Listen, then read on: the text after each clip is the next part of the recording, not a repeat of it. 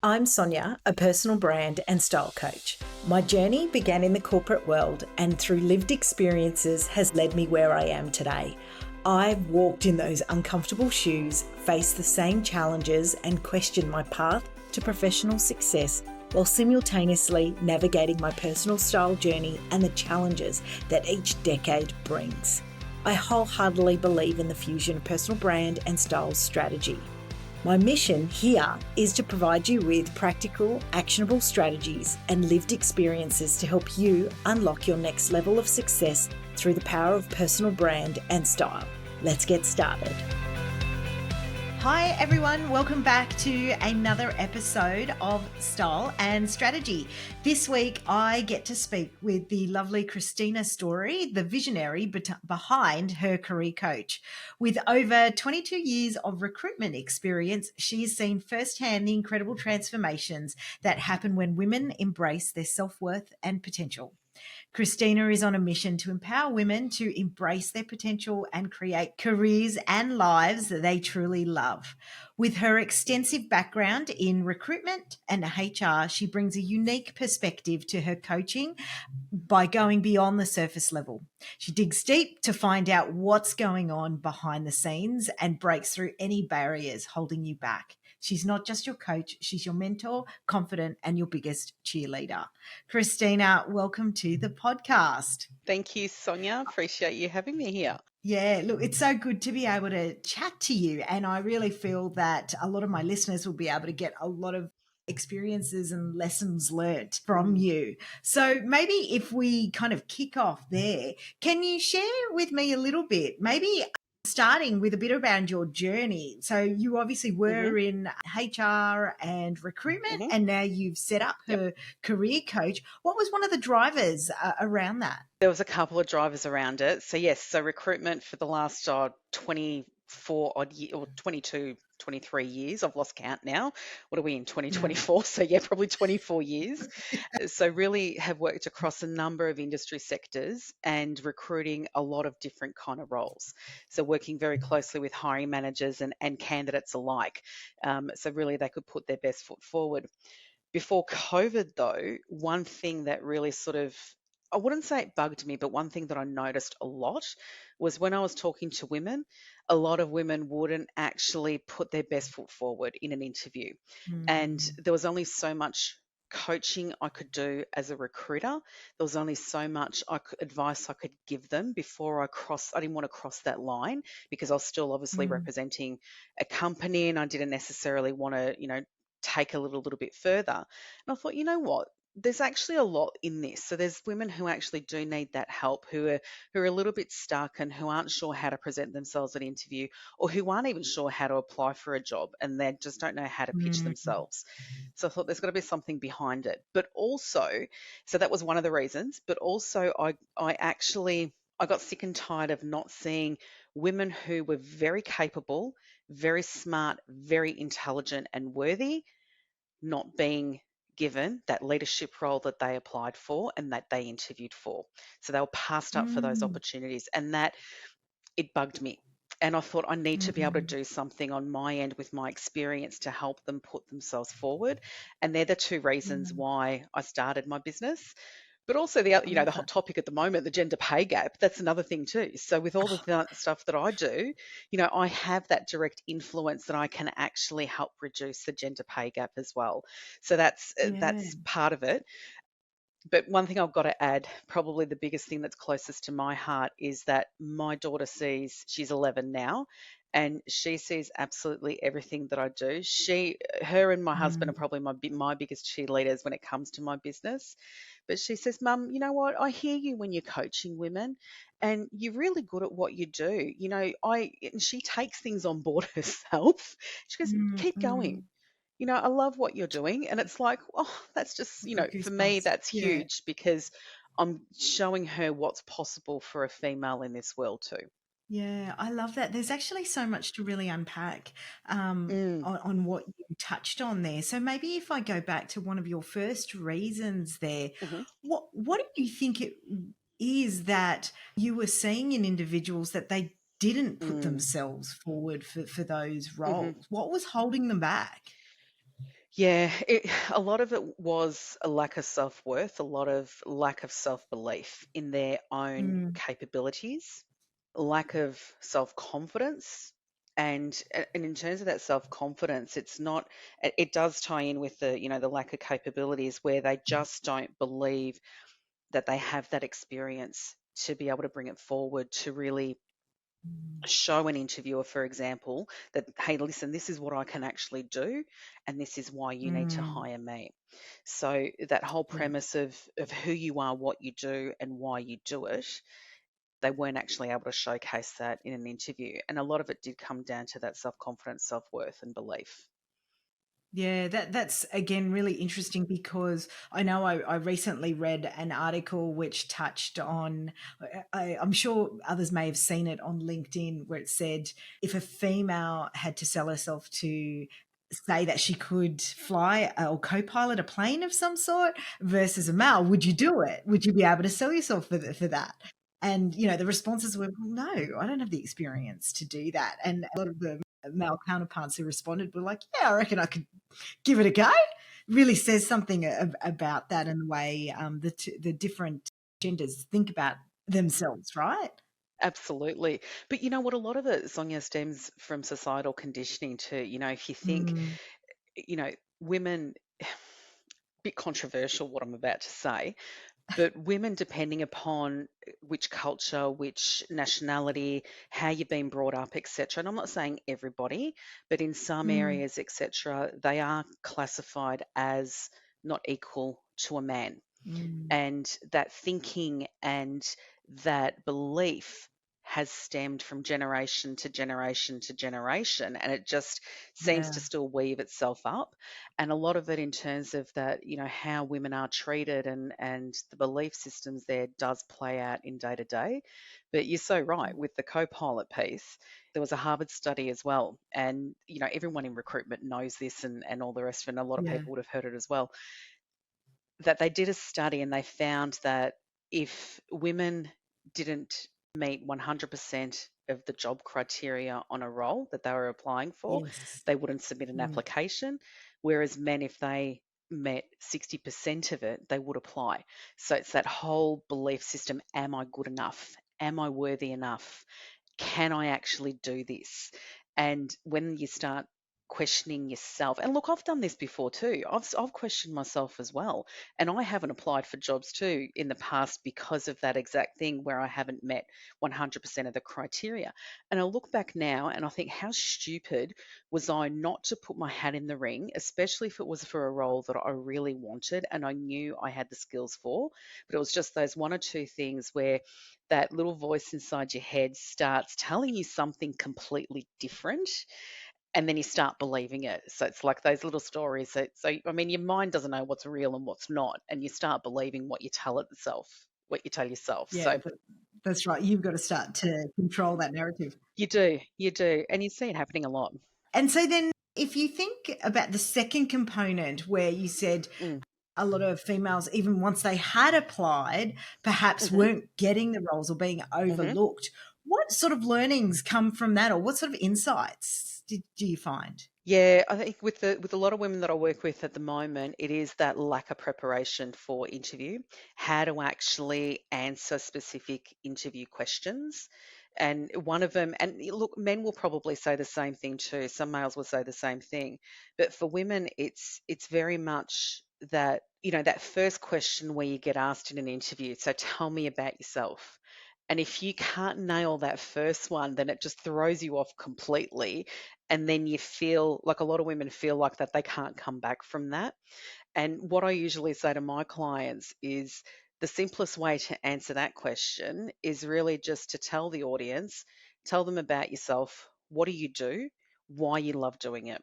And that is probably the easiest way to do it, and then tie that in with your experience. So it's a succinct way to do it. And that just gives you that little bit of confidence to help you move forward. But it's all about the preparation, planning, doing the prep, practicing your questions, making sure that you have dotted everything down that you want to talk about, And then that way you're not actually going to forget those things. I mean, even today I've put out a few dot points there so I don't forget something that I want to share with you. But it really is. It's No. about those, just keeping your mind, feeding your mind with that information so you don't forget the stuff that you want to share. It'll give you that little bit of confidence.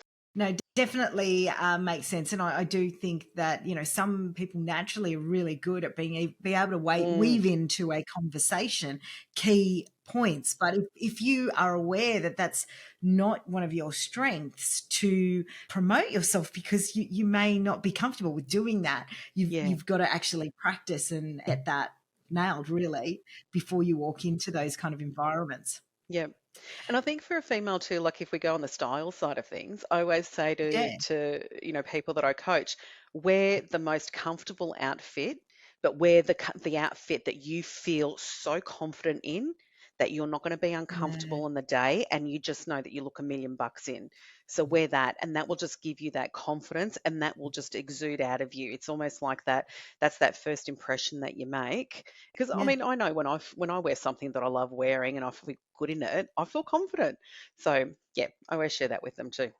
Yeah, no, fantastic. And that's very much sort of the ethos that I work around, is because once you've got that alignment, then again, naturally, the conversation, the way you're feeling about everything, there's a bit more energy around you and your aura actually comes out a lot more. So sometimes what you'll see is there is a theme that starts to emerge between the different employers that you might be talking to about the kind of candidates Yep. that they're looking for. So, in your kind of previous roles and so forth, is there any sort of feedback or key attributes that you're seeing them asking for when you're seeing the women come to work with you, where you're saying, well, hang on, there's a disconnect here? Yeah. So in And you terms might of not be. the job that they're applying for versus their professional brand and professional image, Yeah, exactly. yes, there point blankly there can be a disconnect, and for some there is a disconnect.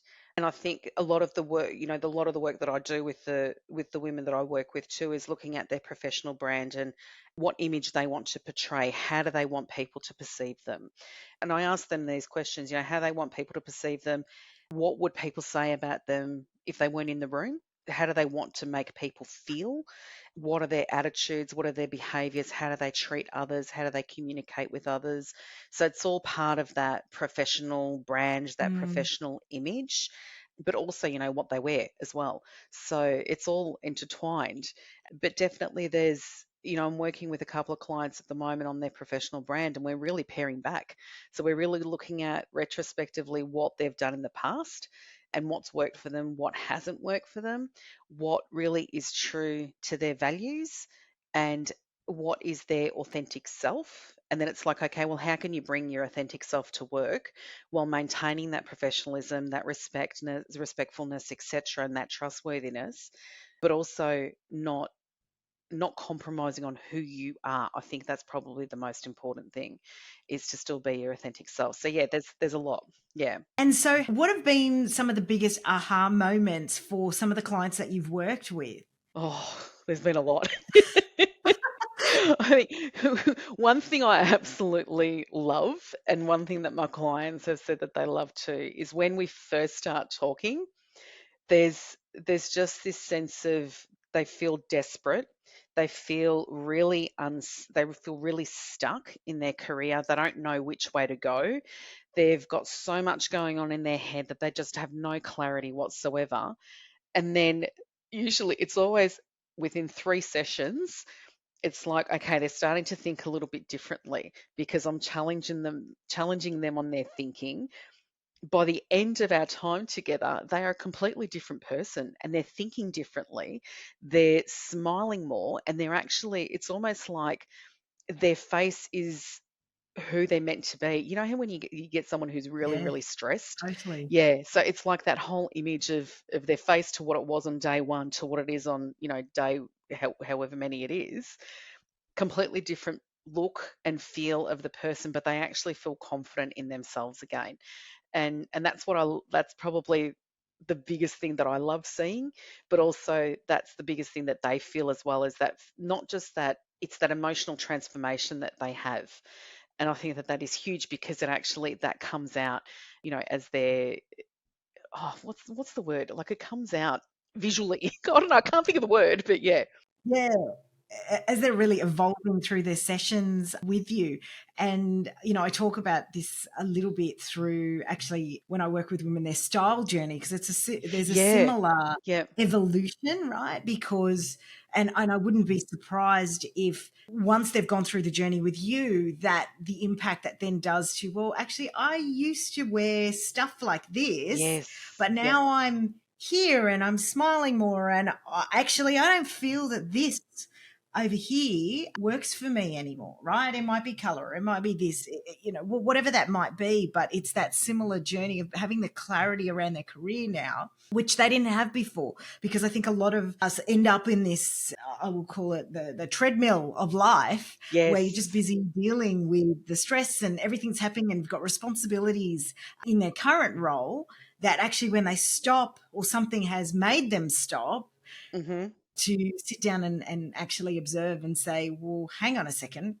Do I just actually want to keep going down this path, or do I actually want to make a conscious decision? And what does that look like? And then what are the attributes I need to start working on in order to achieve that goal? So true. Because, I mean, us women, there's a lot of us who actually don't like investing in it. Well, I wouldn't say don't like it, but just don't find the time to invest in ourselves. It's sort of like we don't put ourselves first. And when we do, it does take time, it does take effort, but you feel $1,000,000 afterwards. I know when with my own personal wardrobe, it's like I had to change my whole look and feel. I thought when I started my business, it's like, well, I've got to be a little bit on brand here, don't I, in terms of my brand colors and all the rest of it. So it's like, okay, well, I just need to change some of the things that I wear. But then I looked at the stuff that I love, the colors that I love wearing, because I used to always wear black, right? And then I got my color chart done, and I just went, yeah, I do. I always loved blues. So blues was it. I don't know, everyone always says whenever I wear blue, it just lights up my face, and whenever I wear green and pinks, it also does the same. And I go, okay, I need to wear a few more of those colors. And then, meeting some women on the business journey and all the rest of it, I've met some fantastic women who have really sort of made me think more about color and actually putting myself out there a little bit more. Shout out to I know you know her, Jen Bowers. Oh, yes, yes. I just recorded a podcast with her. She's definitely sort of really sort of in the pink and all the rest of it. So Jen sort of encouraged me a little bit to step away from the black, and it's like, yeah, no, I don't mind wearing color, but it just that color, it gives me that little bit more confidence, and I feel good in it. Yeah, so it's amazing what your style can do and how you feel and how you evolve with it all as well. Yeah, but also for Yeah, your no, professional brand image too, when your career. Yeah, absolutely. Yeah, no, I find, if I've got women that I'm working with that are more on that creative, artistic edge, then they want to yeah, showcase that. They want an yeah. opportunity to be able to do that. So, yeah, I know you're working with leaders and women Hmm. around sort of mid to senior. Hmm. So, I'd love to understand, like, after working with you, and I know you touched on it a little bit more, do they come back and go, look, I've got another Hmm. change of direction? Or, and then Yep. how does that sort of play out? What does life look like as the decades go by and, things change? What does that look like for them? Yeah, I've got some really good relationships with my clients. I have had some, I mean, my business is only quite young still, so it's only what 2.5 years old. So still fairly in the very beginning stages of it. And now that I've actually left my corporate job as well, I get to focus on it 100%. So it's just, I'm seeing working with more and more women, which is amazing. But there's been a few who have actually come back and said, "Hey, I just need your ear. I need some help with this. Can you just give me a hand?" And one of them, for example, one of them had actually is went for a promotion. Sorry, there's another one who is going for a promotion. So it's like, okay, well, let's help you prepare for that. So we just go through the motions again, okay, and then remember what we did back then. Just apply it now, but just elevate what you're going to say at that next level. So we just go through a few little scenarios, but they look at me as, one thing that a lot of my clients say, you're our biggest cheerleader. You're always there if we need you. you will quite happily answer a text message if we need something straight away, or send us a voice message if it takes too long to type or whatever.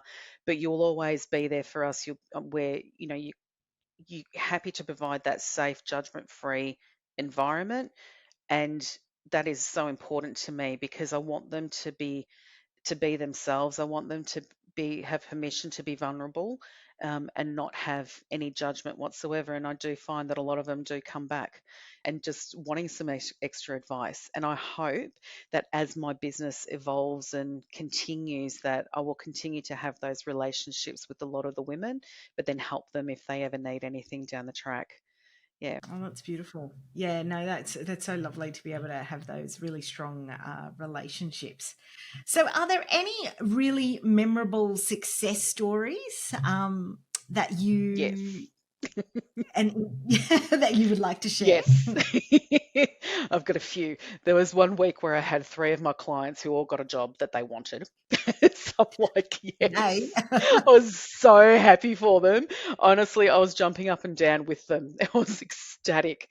And they're just thrilled to bits, and the fact that they've been able to do it. There's one who, at very early on in my business, one of my clients was in the same role for 15 years. And she really struggled to actually, so I'm going to get emotional because I actually, like, when my clients have these wins, I have these wins as well. And it makes me feel good that they feel good, because I know that they've done the work that they need to do to get there, and I've just been that little push for them to help them along the way. And I'm so, like, yeah, there's been a lot of success stories. So going back to my client who was in the same role for 15 years, and this always happens when you're in a role for a long period of time. It takes you a little bit to actually adjust, to find your new groove, to find the culture, to find the type of role that you want to work in. And I do always say to my clients who've been in for a role for a long time, you may not find the right role for you first up. You might just last 6 months in the position, and then your next role will be the one where you find your groove and find the right culture. And this happened with her. So she was successful in obtaining a role. And then after 6 months, she went, I can't do this. And I go, that's okay. Let's just go on to the next one and find your groove again. I just reminded her this was going to happen because you're so used to working in another environment, another kind of culture, that you want some of that as well, but you can't find it. She's now been in her current role for 2.5 years, 2 years, and loves it, and still loves it. So it's like, yay, I'm glad you're still loving it. I'm glad that you're finding, you found your home again. I wouldn't call it, yeah, it's more like your home. So you found your people. So I love that. And then there's been so many of my clients who, there's been a few who haven't been successful in finding the right role, but they're okay with that because it's the transformation that they've had on their mindset and their belief in themselves, that what they've taken away from our time together too. They know that they've got all the tools that they need to put themselves forward, but it's more of that shift, and they're loving their life, and they feel that they're thriving in their life and their career. And for me, it's, that's so important because it's not just about your career. We spend most of our time at work. You need to have a really good feel for your life and your career. And that's why not doing just that surface level, okay, interview coaching, let's get your resume done, let's prep you for interview and all the rest of it, let's get your LinkedIn profile sorted. It's not just about that with me. It's about actually discovering what has been holding them back. What are those self-limiting beliefs that they do have that's stopping them from moving forward? And then it's providing them with the tools and the strategies to get there and to move forward to where they want to move forward. And I think that's probably the biggest, when I see that and those aha moments click and things just happen for them, it's just like, yes, this is so cool. I love seeing it. Yeah. So many things. I really like what you've said around that, especially when you've been in a role for a really long time, that to find that groove again, not to necessarily sort of stick on that. The next role is going to be the next role, and that'll be the next perfect role, right? Mm-hmm. Instead, it's about finding that groove and making sure you're testing and learning and actually getting used to the change again, right? Yeah. Because, Yeah. when you've been somewhere so long, going through that change, it can be quite hard. So is there any advice you would give my listeners who maybe are looking for that next change, etc., around how to decipher or ask the right questions around culture so they're a little bit clearer Mm-hmm. before going in? Because we know that question gets bandied around in interviews and so forth. Yeah. Sometimes it's a very generic answer, and culture is a feeling when you walk in there, right? And the way people do things. So are there any questions that you would recommend asking? Yeah, culture is definitely a feeling, but I think if you align it to your values, your own personal values, and your values are aligned with the company's values, that definitely is a really good sign that you are stepping into the right culture. In an interview, asking a couple of questions. So you can ask the people who are interviewing you, what is one thing that you, or two things that you absolutely love about working for X, Y, and Z? And what are one or two things that you don't like working about X, Y, and Z? And you can usually tell by their responses, they will be a little bit cagey when they talk about the things that they don't like. But if you're you can actually pick up on anyone who is telling you a bit of a furphy. So because they start shifting in their seat, or they get a little bit sweaty and their voice changes or whatever. And if you feel a little bit if you get that uneasy feeling, then you know that they're not necessarily telling you the truth. I'm generalizing here, of course, but a lot of the time that does happen. But if you ask your interview panel, what is it that they love working about for this organization, then you usually do get a genuine response. And I think that's sort of one thing that I do encourage people do ask that particular question. You could also ask, what is the employee engagement score? If you want to get really technical on things, because every organization does an employee engagement survey. And if they talk about um, what is the employee engagement score, what is the engagement score within your team, and why do people love working with you, and how would you describe your management style? Then that can actually give you more insight in terms of the person and the leader that you're actually going to be working with. And then you can take that information away and go, okay, well, I could potentially work with that person, or I couldn't work with them. If someone turns around and says that they're not a micromanager, usually they do have micromanagement tendencies. So that's just a little tip there. So keep an eye out for that. I don't think. Keep an eye on that. Yep. I know. I've interviewed with many hiring managers, and some of the ones that say that they're not a micromanager tend to have micromanagement tendencies. Yes. So we'll never and name and shame or anything like that, but that's, yeah. And so, rounding out a little bit here, how much do you really think that understanding someone's personal brand as well as Mhm. style play in their ability to achieve success when they're in that next, out there? I actually think it plays a lot in terms of who they are as a person. Because if you think, going back to what I said about what your professional brand is, it's what would people say about you if you weren't in the room? So how do you actually want to be perceived? How do you want to actually portray yourself out there in the world? If you don't have that self-awareness about yourself, then it's going to be a little bit difficult to sort of have that level of influence and that level of understanding, that level of authenticity to be able to put yourself out there.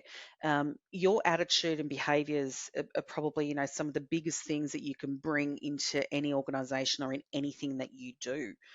And people will make that determination of what you're like within that first 30 seconds. So if you can bring that level of warmth and that authenticity within that first 30 seconds, then people will warm to you. So it all comes back to, what will people say about you when you leave the room? Because, if you're a fly on the wall and they say something, then it's good. So, yeah. Definitely. All right. So, 3 fast questions for you. Yep. And I love to ask all my guests this. So, reflecting on yourself, and I know that you touched on it slightly before, What is your go-to signature style piece that you feel truly represents your brand? And why is it an essential part? Still discovering my signature style, Sonya, but in terms of colours, I've embraced colour again. The pinks and the greens and the blues. So I think that that for me is probably a huge step. But I've accepted it's taken me 50 odd years, but I've accepted my body for the way that it is. And learning to style my body for my shape and my size and learning about all of that has definitely helped. So that's just given me that little bit more confidence too. So yeah, Yeah, love that. And just yeah, a small little reminder to all my listeners, we all have to do that better. Okay, yeah. so transformational read. So for our listeners looking for inspiration, maybe you're listening to a book or you're reading a book, what would you shout out to them to have a bit of a listen or a read to? God, there's been a few over the years. One of them would be Big Magic by Elizabeth Gilbert. The other one, I've got to get the title right, so it's on Audible. I do like listening to Audible a lot, but I do like reading physical books too. We Should Be Millionaires by Rachel Rodgers. We Should All Be Millionaires. So Rachel Rodgers. So there's another one. Really good book. Really enjoyed listening to that. The other one that I really, really loved listening to during lockdown was David Goggins. He's got two books, Never Finished, and there was another one, Can't Hurt Me.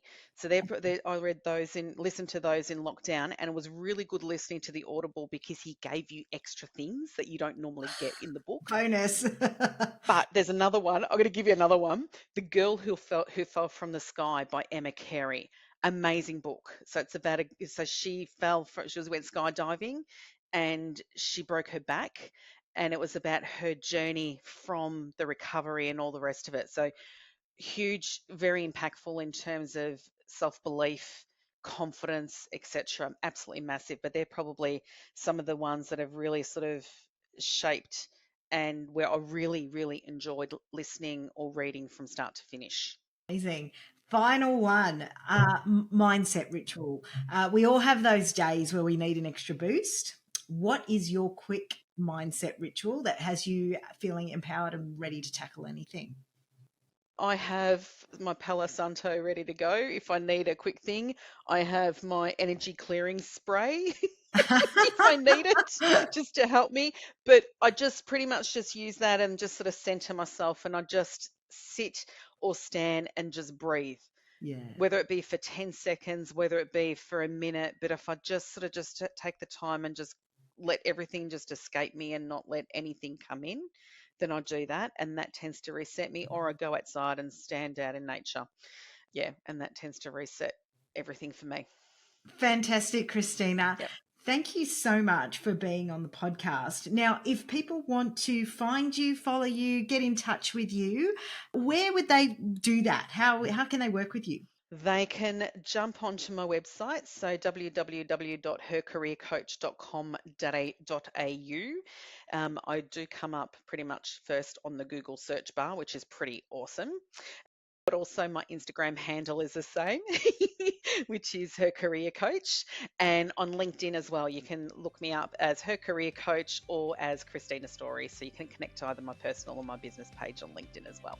Amazing. Thank you again, Christina. There's been some gold little hints and tips along the way. So I really appreciate you taking the time out to have a chat on the Style and Strategy podcast. Take care. Thank you. I really appreciate you having me on. Thanks, Sonya. Thank you so much for being part of this inspiring episode. If you found value in today's discussion, please don't keep it a secret. Share it with a friend on social media, tag me at Your Style Collective, and leave a review. Your support means the world. Join me again next week for another empowering episode of Style and Strategy, the Leadership Series. Thanks so much for tuning in. And remember, you're already taking that first step towards your transformation journey. See you next time.